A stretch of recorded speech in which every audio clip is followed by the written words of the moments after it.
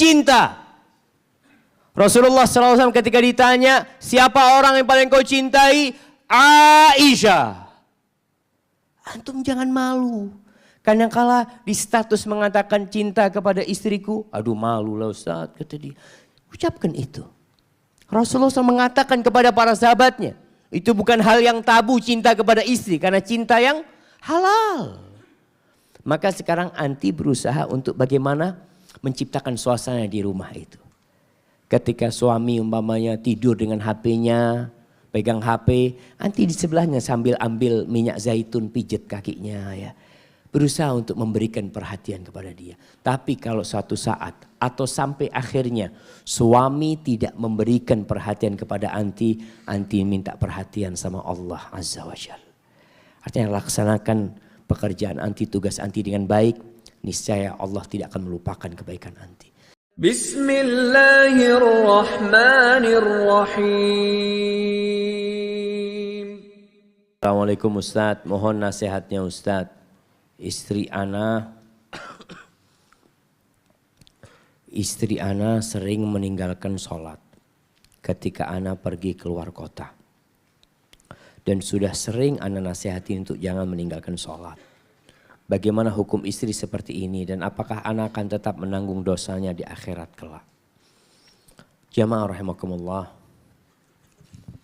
Ini terjadi karena suami salah pilih istri. Dia berarti kita sudah sampaikan batas minimal, standar minimal agama seseorang itu melaksanakan yang wajib, meninggalkan yang haram. Ini istrimu di bawah standar. Sholat aja masih kurang-kurang. Kenapa engkau menikahin dia? Maka nasihat ana buat antum tobat sama Allah Azza wa Jalla. Seorang suami bertobat, beristighfar. Karena dia tidak taat dengan anjuran Rasulullah SAW untuk memilih wanita yang beragama baik. Engkau memilih wanita mungkin yang cantik, mungkin wanita yang kaya, sehingga sekarang seperti ini. Kalau dulu engkau berharap istri bisa diperbaikin, insya Allah bisa diperbaikin. Tapi engkau harus berada di samping dia. Kalau engkau meninggalkan dia, itu risikomu. Karena istrimu belum baik. Seharusnya engkau tidak tinggalkan dia. Sampai dia benar baik, engkau baru boleh keluar kota. Maka nasihat ana, kalau antum tidak bisa berada satu rumah sama dia karena antum kerja merantau keluar kota, lebih baik antum pisah sama itu perempuan. Kalau dia memang gak baik, gak sholat. Atau antum carikan lingkungan yang baik buat dia, yang mendukung dia. Terus terang jamaah, kadangkala ada wanita-wanita yang memang lingkungan keluarganya itu meremehkan sholat. Sehingga ketika dia tinggal sama orang tuanya, ya gak sholat lagi dia. Maka antum harus jagain dia. Kenapa disyariatkan hijrah? Untuk mendapatkan lingkungan yang lebih baik. Yang membunuh 100 orang, apa kata orang alim? Ketika ditanya, apakah aku masih bisa bertobat? Wa maladzi yahulu bainaka wa bainat taubah. Apa yang menghalangmu dari tobat? Cuma masalahnya satu, kampungmu itu kampung buruk, kampung jahat. Kamu kalau mau berubah, mau bertobat harus hijrah dari kampung itu. Ini pun yang dilakukan suami. Ketika ingin istrinya jadi baik dan engkau masih ingin bersama dengan dia, engkau harus perbaikin dia dengan cara hijrah, dibawa tuh istrinya. Sehingga engkau bisa terus membiasakan dia untuk sholat. Kenapa sholat itu disuruh sejak umur 7 tahun? Karena butuh pembiasaan. Mungkin istrimu sama orang tuanya gak disuruh sholat dulu. Maka berat buat engkau sekarang ini. Hadza wallahu a'lam bissawab.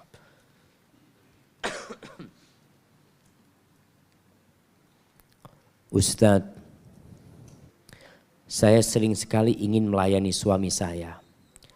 Masak keinginan suami, romantis, dan lain-lain. Tapi saya masih tinggal bersama mertua. Jadi sering merasa tidak enak. Dan saya jadi sering di dalam kamar saat ada suami. Apa tidak apa Ustadz? Jamaah buat para lelaki. Allah itu mengatakan askinuhunna min haitsu sakantum mi wujdikum wala tudarruhunna. Kata Allah, tempatkan istri-istri kalian di tempat yang sesuai dengan kemampuan kalian. Dengan keluasan kalian. Jangan membahayakan mereka. Jadi kalau istri kumpul sama mertua, kalau memang bisa sepemahaman mereka, insya Allah alhamdulillah baik. Tapi kalau tidak, suami harus tahu di antara hak istri tempat tinggal buat dia. Tidak satu rumah sama mertua, enggak. Tapi kalau alhamdulillah mungkin memang harus merawat orang tua, merawat mertua, istri sabar menghadapi hal itu. Dulu jamaah, dan masih sekarang masih ada. Dulu itu rumah itu berdekatan, rumahnya menantu, mertua, ya itu biasanya berdekatan di kampung itu. Tapi tidak satu rumah. Dan rumahnya dulu nggak besar-besar juga. Maka kalau bisa punya rumah berdekatan dengan mertua. Paling tidak dapurnya sendiri, ya. Ada ruang tamu sendiri sehingga ada kebebasan lah. Tapi tidak jauh dari orang tua. Itu bagus. Kalau nggak harus beli rumah ya ngontrak rumah yang berdekatan. Tapi kalau seperti yang Anti sebutkan tadi, Anti alhamdulillah di rumah itu nggak ada masalah, cuma sering di kamar nggak ada masalah insya Allah. Apalagi kalau satu rumah masih ada ipar-ipar jemaah. Itu berbahaya. Rasulullah SAW mengatakan iyyakum waddukhul 'alan nisa. Kalian jangan masuk-masuk ke tempatnya perempuan-perempuan itu. Karena perempuan itu nanti di rumah inginnya dia buka jilbab, gara-gara ada iparnya sepanjang hari pakai jilbab. Kalau dia pakai cadar sepanjang hari. Tapi kalau dia punya rumah sendiri, bebas dia dan bebas melayani suaminya. Hadza wallahu a'lam bishawab. Saya sudah berumah tangga belasan tahun. Sampai saat ini belum diberi keturunan. Apakah lebih utama menikah lagi untuk mencari keturunan atau bersabar?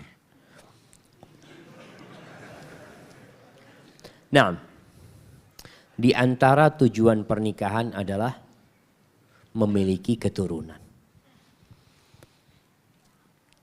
Tapi bukan berarti kalau antum gak punya keturunan, antum harus menikah lagi. Nabi Zakaria itu bersama istrinya sampai umur hampir 100 tahun. Gak punya anak. Namun keduanya tidak pernah putus asa berdoa kepada Allah Azza wa Jalla. Allah abadikan cerita Nabi Zakaria itu di surat Maryam. Bagaimana Nabi Zakaria mengatakan idnada rabbahu nidaan khafiyya qala rabbi inni wahanal azmu minni washta'ala ar-ra'su syaiba. Ya Allah, tulang-tulangku sudah lemah. Rambutku sudah menyala dengan uban.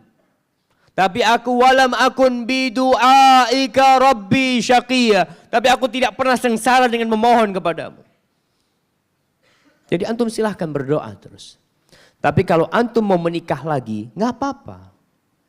Silahkan, tapi dengan syarat antum bisa berlaku adil. Istri-istri Nabi itu hampir semuanya nggak punya anak jemaah.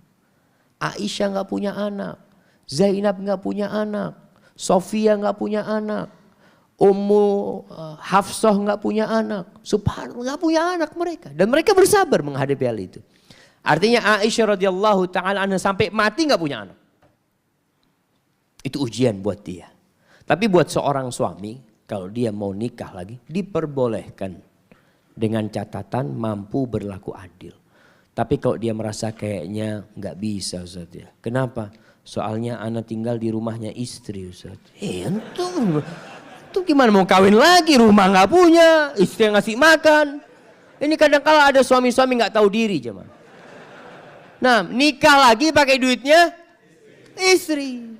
Nggak boleh. Kalau antum tidak mampu memberikan nafkah, malah istri yang ngasih nafkah sama antum jangan nikah lagi. Hadza wallahu a'lam bishawab. Sedikit cerita. bahwa saya sebagai seorang istri belum pernah meminta benda-benda mahal. Saya cuma minta satu saja yang sampai sekarang saya jarang dapat dari suami, yaitu perhatian. Dengarkan nih antum nih. Jujur saya ingin seperti tema pengajian hari ini. Namun apa saya harus selamanya begini? Dia lebih sering memandang HP daripada saya. Bahkan untuk menggandeng tangan saya pun seperti sulit sekali untuknya. Mohon solusinya Ustaz. Allahu Akbar jamaah. Nih jamaah, ana pernah berjumpa dengan 2 istri jenderal ketika haji. Dia panggil ana waktu mahasiswa, Syafiq sini kata dia. Tolong suami-suami kita dikasih nasihat kata dia. Kalau bicara harta jangan ditanya. Mereka cukupin kita semuanya. Tapi sampaikan kita itu butuh perhatian. Masya Allah jemaah. Rasulullah SAW begitu perhatian sama istrinya. Kalau masuk rumah dia bantuin istrinya SAW. Sebagian suami masuk rumah langsung tidur.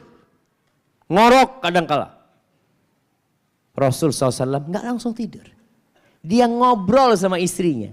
Diperhatikan istrinya. Istrinya bercerita, pernah Aisyah itu cerita panjang jemaah. Hadis Ummu Zara. Nabi SAW dengerin sampai selesai. Ini perhatian. Kadangkala suami sudah tahu dengan ceritanya. Bang, engkau tahu bang, ada kejadian gitu. Oh iya sudah tahu. Nah, itu kejadian lama sebenarnya itu. Antum seharusnya jadi pendengar yang baik. Dengarkan, Rasulullah SAW dapat wahyu dari langit. Dia dengerin cerita istrinya. Sallallahu Alaihi Wasallam sebagai bentuk perhatian. Beliau memberikan hadiah kepada istrinya. Beliau subhanallah mandi bersama istrinya.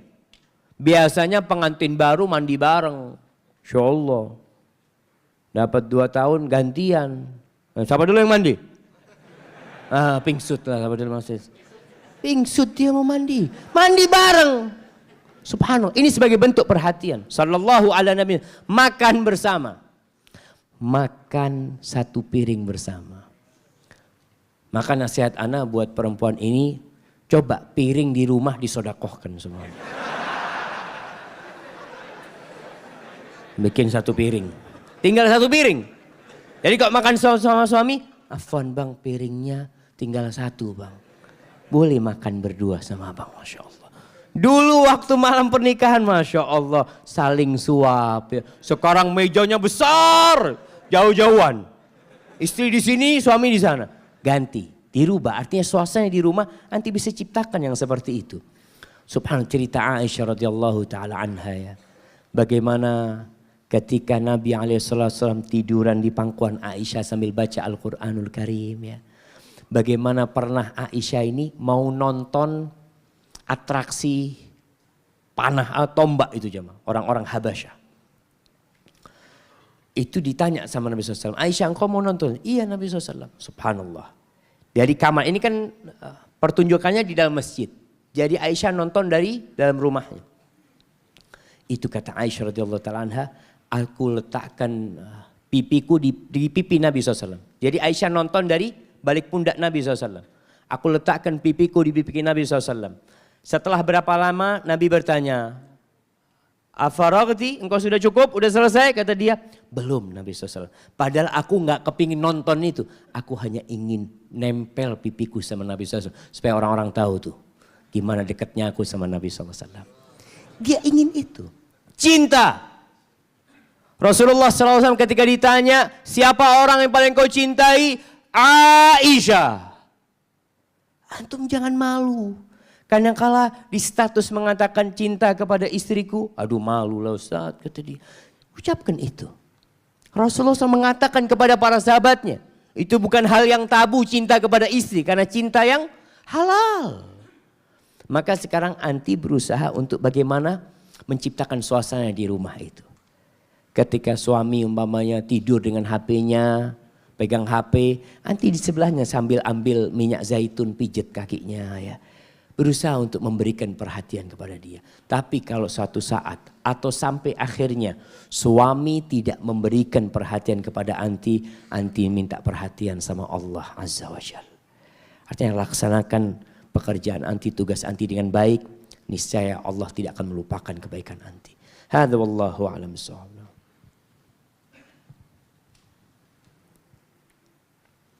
Saya menikah, tapi tanpa restu dari ayah mertua. Cuma tetap dinikahkan beliau. Setelah akad, beliau menyebut nikah kami tidak sah, batal. Saya pernah dengar ceramah di YouTube, ada salah ustadz yang mengatakan menikah tanpa restu mertua ayah, wanita nikahnya batal. Karena mertua jadi wali, karena terpaksa bukan dari hati. Bicara terpaksa itu memang bisa membatalkan apa yang dia ucapkan. Seperti seorang suami, ada perampok datang ke rumahnya, pegang tembak ke kepalanya mengatakan ceraikan istrimu. Lalu sang suami mengatakan aku ceraikan istriku. Gak jatuh cerainya itu jamaah. Perampok pegang nikahkan aku dengan putrimu. Ini namanya terpaksa. Tapi mertua yang maksa siapa? Ketika menikahkan. Artinya terpaksa itu tidak punya pilihan jemaah. Tapi kalau dia menikahkan nggak ada terpaksa. Siapa yang mengancam dia? Artinya kalau dia tidak menikahkan dia akan dibunuh umpamanya. Ketika itu betul yang dikatakan tidak sah. Maka sampai batas apa terpaksa yang disebut oleh ayahnya. Kalau terpaksa karena nggak enak sama istrinya atau nggak enak sama temennya, bukan terpaksa itu. Itu hanya malu aja dia. Wallahu a'lam bishawab. Jadi ada terpaksa yang memang akad itu tidak sah, betul. Tapi terpaksa seperti apa? Antum perlu tanya lagi sama mertua. Atau datang kepada hakimnya. Datang kepada KUA antum. Sampaikan, mertua ana menyampaikan ini. Urusannya ini harus didudukkan. Siapa yang bisa mendudukkan? Yang mengeluarkan buku nikah. Karena buku nikah sudah keluar, tapi katanya ayah nggak sah. Ini kan bertentangan dengan buku nikah yang sudah dikeluarkan oleh KUA. Maka antum sampaikan kepada pejabat KUA, petugas KUA bahwa mertua ana merasa tanda tangan dia itu karena terpaksa, dia menikah karena terpaksa, dia beranggapan ini nggak sah kata dia. Biar KUA yang memanggil dan menyelesaikannya. Hadza wallahu a'lam bishawab. Afan Ustaz, ana mau tanya. Ana sangat sayang dengan suami. Takut cinta terbagi dua. Jangan terbagi dua, bagi 4. Mungkin kalau bagi 2 susah nanti. Apakah nanti ana akan berkumpul dengan suami di surga kelak? Dan apakah istri pertama suami yang sudah meninggal juga ikut berkumpul dengan suami ana? Mohon dijawab Ustadz. Allahu Akbar. Dia mau sendirian aja suaminya di surga. Ini jamaah ada istri-istri yang egois. Kemudian gak tahu diri. Nanti di surga. Orang yang mati syahid akan dinikahkan dengan 72 bidadari. Orang yang paling rendah derajatnya akan dapat 2 bidadari semuanya. Dikasih sudah sama Allah SWT yang masuk surga. Ibnu Katsir dalam kitab tafsirnya ketika menceritakan tentang firman Allah. Walakum fiha ma tadda'un. Bagi kalian semua apa yang kalian inginkan. Kalian akan dapatkan di sana. Itu sampai diceritakan penghuni surga itu lagi duduk-duduk ngobrol, datang awan jemaah. Awan itu datang mengatakan kepada mereka yang lagi duduk, "Madza tuhibbuna an numtirakum?" Kalian minta hujan apa? Minta hujan apa? Kalau di sini hujannya hujan air. Minta hujan apa? Mereka minta hujan emas, macam-macam yang dia minta. Lalu sampai mengatakan, "Amtirina kawaiba atroba." Kita minta hujan bidadari gitu. Dikasih hujan bidadari jemaah. Allahu Akbar. Maka buat wanita, buat para istri, cemburunya wanita itu terkadang bercampur dengan iri dan dengki. Bukan cemburu. Cemburunya seorang lelaki biasanya karena kehormatan. Suaminya cemburu melihat istrinya ngobrol sama laki-laki. Bahkan seorang lelaki cemburu ketika melihat ibunya ngobrol sama orang laki. Ngelihat adik perempuannya, bukan istrinya, adik perempuannya. Dia lihat pakai baju yang kurang tertutup, dia cemburu. Dia panggil adiknya. Itu kecemburuan yang diridhoi Allah Subhanahu wa taala. Tapi kalau cemburu yang akhirnya mengantarkan kepada kedengkian, maka nggak boleh. Anti akan bersama istri, bersama dengan suami. Dan kesenangan wanita, kemarin kita bahas. Kesenangan wanita itu bukan hanya dengan laki-laki. Wanita itu lebih senang kumpul sama sahib-sahibnya. Lebih senang dengan perhiasan-perhiasannya. Bahkan sebagian wanita itu kepingin kabur dari suaminya. Karena dikerjain terus sama suaminya. Dia bagaimana berusaha untuk merasa capek, lelah supaya tidak digauli sama suaminya. Karena itulah wanita seperti itu. Makanya Allah tidak jadikan buat wanita punya suami 3, nggak ada. Karena wanita tidak menginginkan hal itu dan itu tidak termasuk syahwat mereka. Syahwat lelaki ada, Allah berikan dia. Jadi anti kalau masuk surga akan berkumpul dengan suami anti. Istri pertamanya akan berkumpul dengan suami anti juga. Dan jangan berpikir ada kecemburuan di sana jamaah. Enggak ada. Ketika orang masuk surga, apa kata Allah? Wa naza'na ma fi sudurihim min ghillin ikhwanan ala sururin mutaqabilin. Kami cabut kata Allah dari hati mereka perasaan iri dengki itu hilang. Jadi nggak ada antum melihat oh fulan lebih kaya dari ana, fulan lebih bagus, lebih tinggi derajatnya, nggak ada. Semua merasa dia orang paling berbahagia di surga nanti. Hadza wallahu a'lam bissawab. Barakallahu fiik ustadzana wa fiik wa barak. Salah satu masalah yang sering muncul dalam rumah tangga kami adalah nafkah bulanan. Yang menurut ana sudah lebih dari cukup. Namun kadang nafkah itu habis di awal atau di tengah bulan. Beradabkah ana menanyakan habis kemana?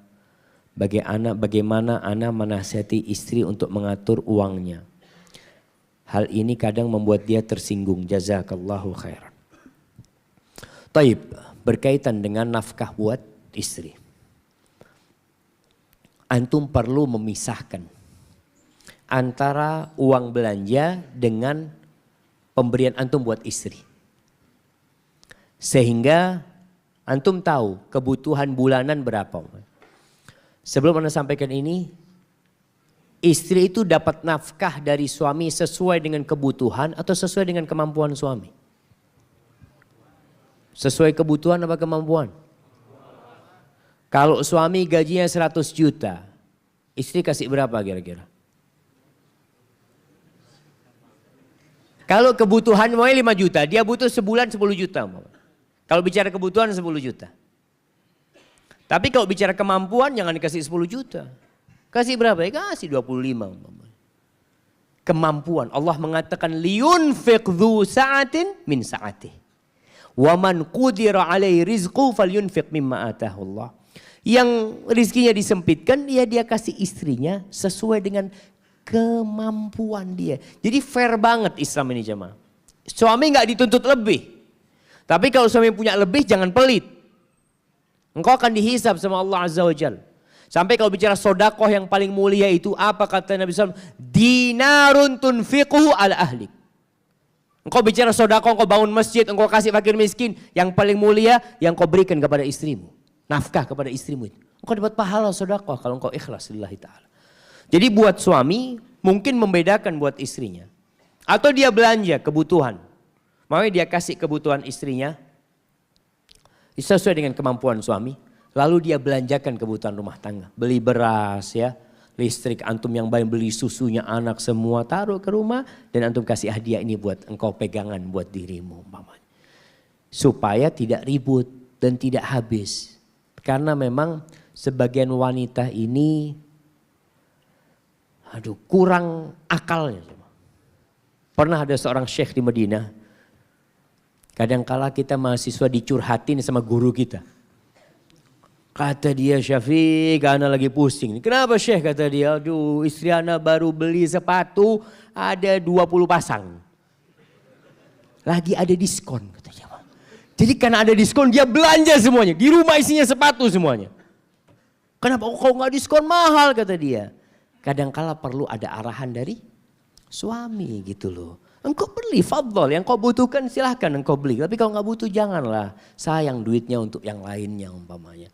Jadi antum perlu sabar dan perlu dipelajarin. Uang itu keluarnya kemana? Kalau istri mungkin sensitif kalau ditanya hal itu ya udah. Antum belanjakan keperluan rumah. Beras mamai 20 kilo, susu buat anak-anak. Kemudian tinggal uang buat beli sayur atau buat beli ikan. Hadza wallahu a'lam bissawab. Ustadz, bolehkah akhwat memakai nikob butterfly atau yang berbeling-beling? Apa berbeling-beling ini? Tujuan nikob ini bukan bergaya. Tujuan nikob ini menutup wajah. Jadi kalau antum pakai nikob membuat orang lain memandang antum, tujuannya nggak tercapai. Makanya kalau bicara jilbab, jilbab tuh gak harus pakai warna hitam. Gak mau warna hijau, warna apa aja boleh. Yang penting tidak menarik pandangan orang dan bukan syuhroh gitu loh. Begitu pula cadar. Engkau tujuan pakai cadar, oke pakai cadar yang bagus lah, yang rapi. Karena terus terang ada sebagian akhwat itu pakai cadar, pakai jilbab gak disetrika. Sehingga ya bukannya malah tidak dilihat orang, malah jadi perhatian orang gara-gara itu. Yang biasa, yang umum lah. Yang umum. Jadi jangan pakai jilbab, jangan pakai cadar yang membuat orang-orang akhirnya malah perhatian kepada dirimu. Mohon nasihat Ustaz. Ana tidak cocok dengan akhwat pilihan ana. Tapi ana cinta. Ustadz, mungkinkah kami bisa bersama selamanya? Gimana nih? Akhwat pilihannya nggak cocok. Karena dia cinta. Ini yang ana fahami. Kemarin setelah dia dengar kajian, kan mencari akhwat yang cocok itu yang agamanya baik. Yang akhlaknya mulia. Akhwat pilihan dia itu nggak seperti itu. Tapi dia cinta. Cinta tadi karena wajahnya yang cantik, jamaah seperti itu. Terus gimana dia ini? Kemarin sudah Anda sampaikan bahwasanya kalau bicara penampilan itu akan berubah. Kalau engkau tertarik dengan wanita karena kecantikannya, subhanallah, karena tubuhnya yang semampai dan ramping, ketahuilah itu gak akan bertahan lama. Kulit akan keriput. Subhanallah, sebagian wanita ketika malam pertama beratnya 48 kilo. Allahu Akbar. Dapat 2 tahun 84 kilo. Antum ngelihat dia, aduh ini tong dari mana ya? Astagfirullah. Itu kalau bicara cantik. Makanya ada seorang penulis, Rafi ya. Dia menulis dalam bukunya Wahyul Qalam sebuah kisah yang indah. Judulnya Qubhun Jamil. Buruk tapi cantik. Gimana buruk tapi cantik? Ceritanya di situ ada seorang yang menikah dengan seorang gadis yang cacat. Cacat gadis itu. Dia nggak nazar, dia nggak ngelihat. Tapi ketika malam pertama dia lihat istrinya, subhanallah. Istrinya itu ketika masuk ke kamar pengantin dia langsung bawa duit. 1 kantong duit. Dia mengatakan kepada suaminya, Afwan, aku ini rahasia ayahku. Jadi ayahnya gak pernah ceritakan bahwasanya anaknya ini cacat. Ini ada duit, silahkan engkau menikah kedua, ketiga, keempat. Engkau mau beli budak silahkan, tapi jangan ceraikan aku, kata dia. Ini. Itu sang suami syok jamaah. Ngelihat wajah istrinya itu ternyata cacat. Tapi subhanallah. Dia terus berusaha untuk menerima takdir itu. Dia ingat dengan sebuah ceramah bahwasanya di sebuah masjid di Basrah dia dengar syekh ceramah tentang sebuah hadis yang hadis itu dhaif sebenarnya. Hadis itu menyampaikan bahwasanya saudaun mukminah, seorang yang hitam kulitnya tapi beriman itu lebih baik daripada seorang yang cantik tapi tidak beriman. Bicara cantiknya berubah sekarang. Standarnya berubah. Dia mengatakan subhanallah, tiap hari aku melihat istriku akhirnya terbiasa dengan cacat dia. Tapi yang bertambah adalah cintaku sama dia. Tiap hari akhlaknya bertambah. Perilakunya tambah baik. Akhirnya aku punya anak-anak yang soleh-soleha subhanallah. Itu yang perlu dipikirkan. Jadi antum jangan hanya melihat kepada penampilan. Kalau antum melihat kepada penampilan saja, antum menikah, takut gak selamanya. Karena kalau wajah yang menikmati bukan cuma antum. Tapi perilaku dalam kamar, dalam rumah itu antum aja yang merasakan. Maka berusahalah untuk memilih wanita yang cocok, yang sesuai dengan kriteria. Tentunya kalau wanita sebelum menikah, antum ajak hijrah, dia siap. Nanti kalau menikah sama anak, anti siap pakai jilbab. Aduh, antum mau berangkat kemanapun anak akan ikutin. Antum mau ke bulan, anak ikut sama antum. Itu sebelum menikah. Setelah menikah lain lagi. Maka hati-hati. Kalau antum ingin memiliki anak-anak yang soleh-soleha, tolong pilih ibu yang sesuai dan cocok untuk tugas itu. Hadza wallahu a'lam bishawab.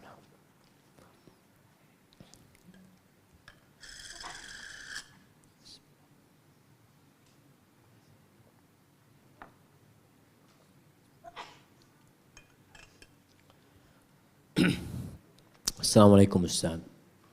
Waalaikumsalam. Suami saya masih suka bermain musik. Dan sudah sering saya nasihatin. Tapi masih kekeh juga Ustaz. Minta tolong nasihatnya Ustaz. Mumpung suami saya di sini.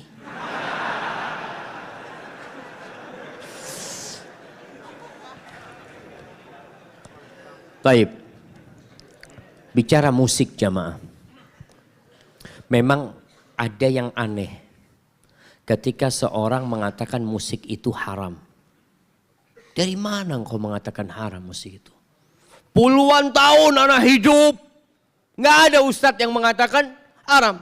Kok sekarang muncul lu jenggot-jenggot kayak gini? Bilang haram. Nah, ini hal yang aneh jamaah. Anak pun merasa aneh ketika ada yang mengharamkan musik. Karena nggak paham. Musik itu seperti makanan jamaah. Yang dimakan pagi, siang, dan malam. Antum sekarang bisa rasakan masuk ke mall musik, masuk ke bus musik, masuk ke kereta api musik, masuk ke pesawat musik, di mana-mana musik. Lalu antum katakan haram, subhanallah. Yang mengatakan haram itu, kalau bicara pendapat, itu mulai zamannya Imam Syafi'i, mulai zamannya Imam Malik, mulai zamannya Imam Ahmad bin Hambal, Imam Abu Hanifah. Mereka sudah menceritakan tentang haramnya musik berdasarkan hadis-hadis Nabi Muhammad SAW. Kenapa diharamkan? Melalaikan. Melalaikan musik itu. Antum akan lalai kalau sudah dengar musik, antum akan dengarkan Al-Quranul Karim. Antum bayangkan nih, orang kalau dengarkan Al-Quran mungkin 10 menit, 20 menit dia sudah panas. Tapi kalau dengarkan musik, Allahu Akbar, berjam-jam dia dengarkan. Ketika antum bingung, Ustaz, tapi kan ada pendapat ulama yang membolehkan Ustaz. Anak kok condong ke sana. Ketika antum dihadapkan dengan permasalahan yang antum tidak tahu mana yang benar. Ana kasih sebuah kaidah buat antum. Rasul sallallahu alaihi wasallam mengatakan huffatil jannah bil makarih wa huffatin nar bis syahawat. Surga itu dibentengi dengan perkara-perkara yang dibenci oleh jiwa. Dan neraka itu dikelilingi dengan perkara-perkara yang disukai oleh syahwat dan nafsu kita. Kalau syahwat antum condong ke sana, antum berhenti. Takut kayaknya ini ke neraka. Soalnya kenapa? Neraka itu semua yang condong dengan nafsu kita ke neraka nanti. Kalau antum bingung sekarang, antum bingung dalilnya semua pada kuat ngomongin dalil. Tapi ketika kecondongan antum dengan nafsu antum untuk mendengarkan musik-musik, takut ini yang mengantarkan ke neraka nantinya. Memang akan datang satu masa kata Nabi SAW, qaumun yastahilluna al-hira wal harira wal khamra wal ma'azif. Akan datang orang-orang yang menghalalkan alat-alat musik. Di masa Imam Syafi'i dihancurin tuh alat musik jamaah. Dan orang yang menghancurkan tidak wajib menanggung gantinya. Di masa Imam Syafi'i radhiyallahu ta'ala anhu. Wa rahmatullah alaih. Baca di kitab beliau ceritakan tentang hal itu. Jadi nasihat ana buat yang masih mendengarkan musik, digantilah dengan dengerin Al-Quranul Karim. Dengarkan ceramah. Karena memang kalau dengarkan musik itu antum akan fly. Akan terbang. Antum kalau masuk ke kafe temennya apa? Musik. Masuk ke klub malam temennya apa? Musik. Ke tempat-tempat temennya musik. Jadi tadi kalau memang antum masih bingung karena ada pendapat ustadz yang membolehkan, tanya sama diri antum. Istafti qalbak, engkau punya hati, tanyakan kepada hatimu. Nafsumu condong kemana? Kalau engkau merasa berat meninggalkan musik, mungkin ini jalan menuju surga.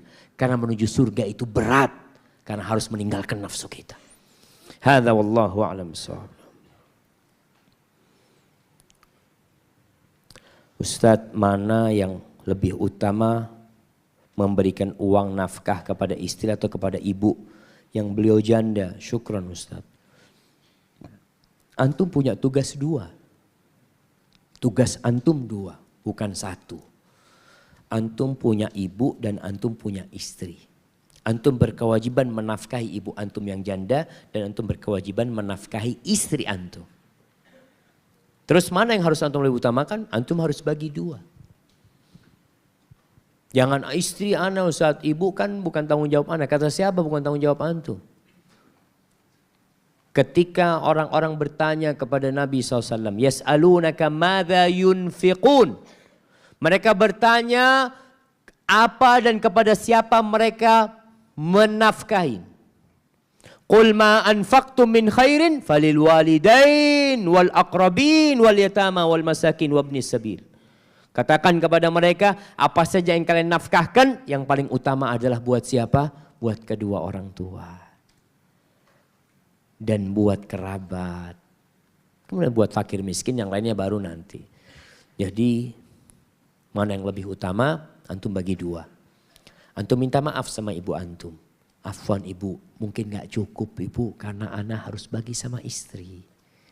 Sampaikan kepada ibu minta maaf antum. Dan antum sampaikan maaf antum kepada istri juga. Doakan semoga Allah kasih rezeki yang lebih sehingga aku bisa kasih nafkah yang lebih. Dan para jamaah kadangkala antum kalau mau berbagi sama orang tua gak perlu istri tahu. Ibu-ibu itu tidak punya hak untuk tahu berapa gaji suami. Suami pun gak punya kewajiban menyampaikan berapa gaji dia kepada istrinya. Tapi suami punya kewajiban memberikan nafkah kepada istrinya sesuai dengan kemampuannya. Kenapa? Karena suami ini punya tanggungan bukan hanya istri.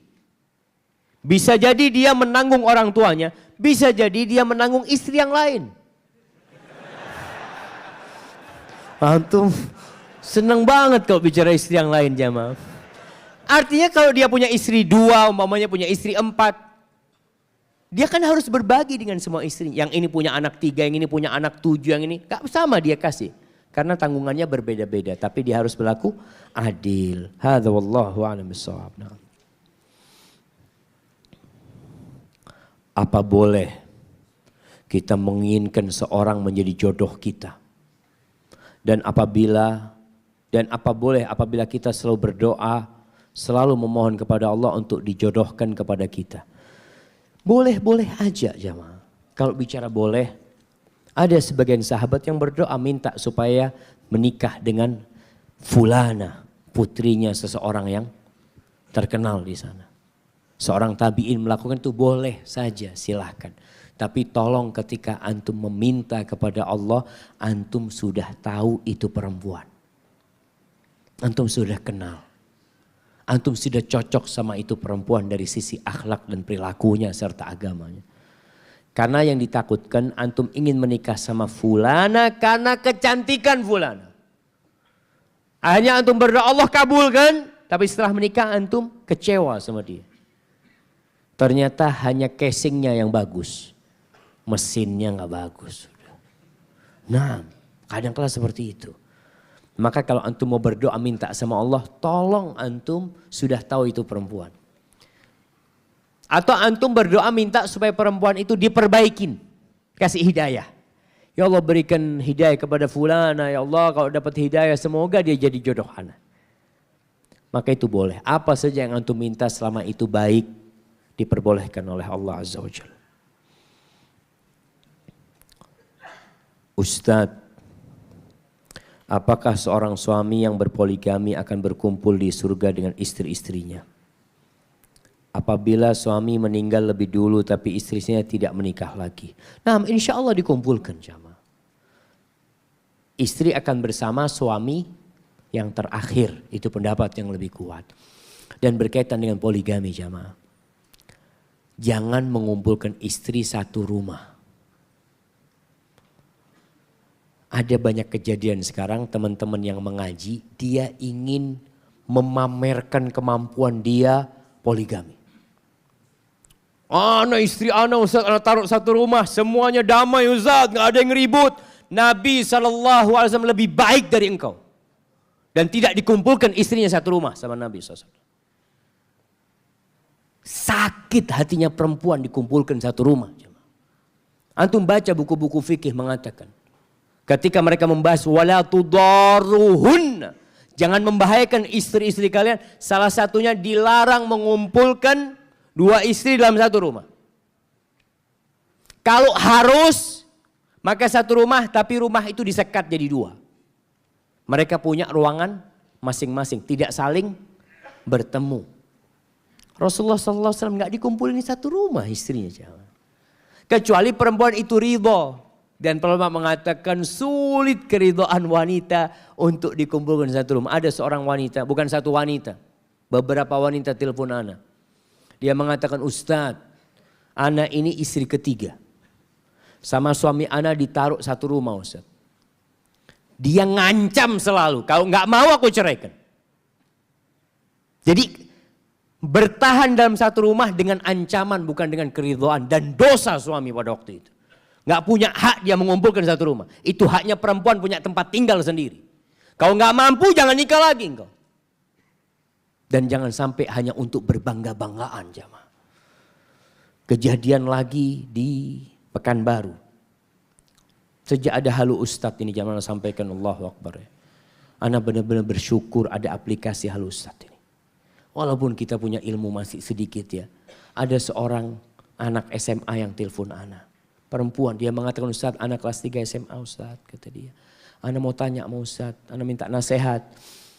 Adik ana ini sakit Ustadz. Sakitnya itu sakit yang langka. Ibu ana ini nyuruh ana bunuh adik ana Ustadz. Bayangkan. Dia bingung mau tanya sama siapa. Dia gak kenal sama Ustadz.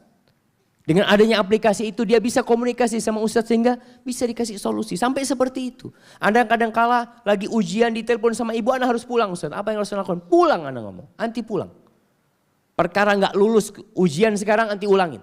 Tapi selamatkan ibu dan adik Anda. Itu kadang-kala orang-orang jamaah. Ada pertanyaan berkaitan dengan poligami. Di Pekanbaru itu.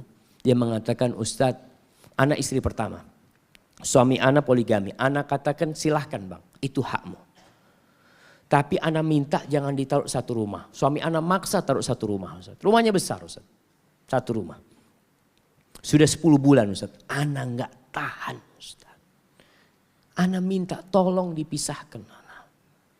Sewakan rumah lah, nggak apa-apa. Yang penting jangan satu rumah. Suami mengatakan engkau wanita durhaka, ini itu macam-macam. Ini sebagian suami nggak paham agama, pura-pura paham agama. Dia hanya ingin bercerita kepada teman-temannya, aku mampu mengumpulkan istri, 2 istriku satu rumah, 3 istriku satu rumah. Itu bukan sebuah kebanggaan. Bisa jadi itu sebuah kezaliman yang kau lakukan. Jangan dibanggakan. Maka kalau ridho ini berat. Para ulama mengatakan istri ridho satu rumah. Akhirnya sang istri karena nggak tahan, dia pulang ke rumahnya. Hak dia. Untuk gugat cerai itu hak dia jemaah. Ketika hak dia tidak dipenuhi oleh suaminya. Dan suami mampu untuk memberikan rumah. Akhirnya bercerai mereka jemaah. Hadza wallahu a'lam bissawab. Afwan Ustaz, titip pantun Ustaz. Masya Allah. Jalan-jalan ke kota Jakarta. Tidak lupa beli semangka. Aku ingin bersamamu selamanya dari dunia hingga surga. Masya Allah. Teruntuk bidadari surgaku. Siapa ini jamaah? Baik. Alhamdulillah. Daurah sudah selesai sejak kemarin sampai hari ini. Sebelum kita tutup, kita akan bagi hadiah buat yang bisa jawab pertanyaan. Sebutkan 3 kriteria suami idaman. Antum sudah menikah? Masya Allah. Yang pertama, berilmu.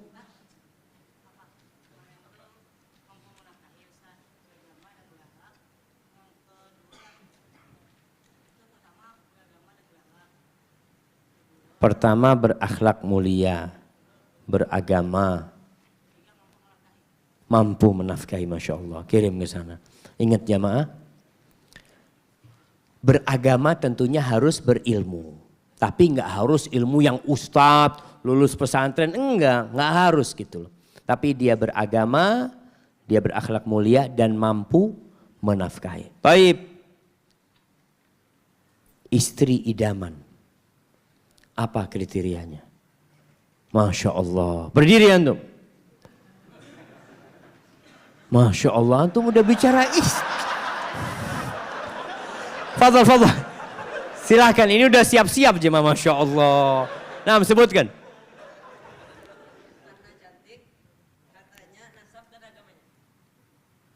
Cukup 4 itu. Antum mau pilih yang mana? Antum mau pilih yang mana dari 4 itu? Yang seharusnya dipilih yang mana? Agamanya, Masya Allah. Udah siap? Kirim ke sana, Masya Allah. Taib, ini baru 1 disebutkan agamanya. Agama dan akhlaknya. Kriteria lainnya? Kedua, melakukan kewajibannya. Carilah wanita yang subur dan penyayang. Nah. Yang keempat, diajukan melihat jika engkau ingin menikahinya. Masya Allah, kasih hadiah buat dia, Masya Allah. Jadi yang pertama bicara agama dan akhlaknya. Yang kedua, carilah wanita yang subur. Yang ketiga, yang penyayang. Dan melihat itu penting. Jangan sampai antum beli kucing dalam, sebenarnya nggak boleh jual beli kucing. Kenapa judulnya beli kucing dalam karung? Nah, baik, pertanyaan selanjutnya.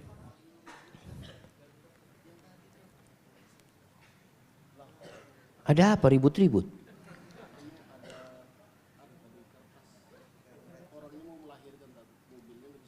Masya Allah. Mau coba dilihat. Nah, pertanyaan selanjutnya. Tadi malam kita berbincang tentang iman yang naik turun.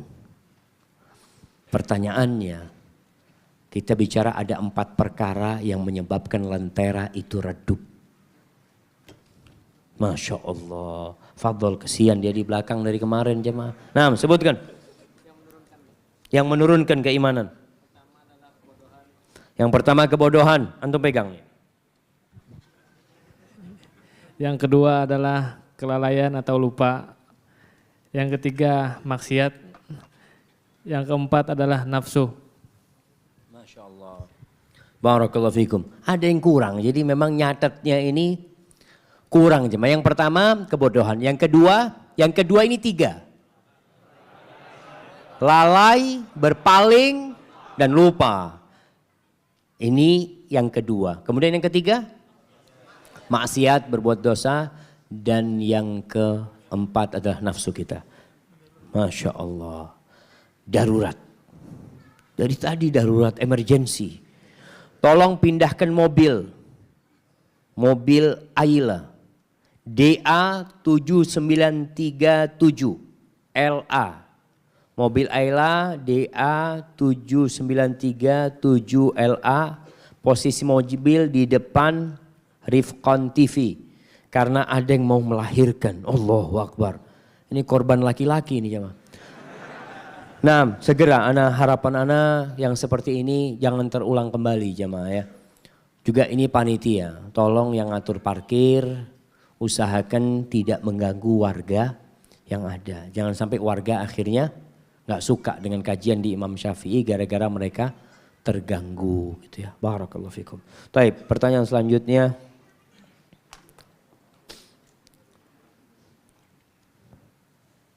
Syarat pertama agar bisa bersama pasangan hidup kita selama-lamanya apa antum? Nah, syarat pertama.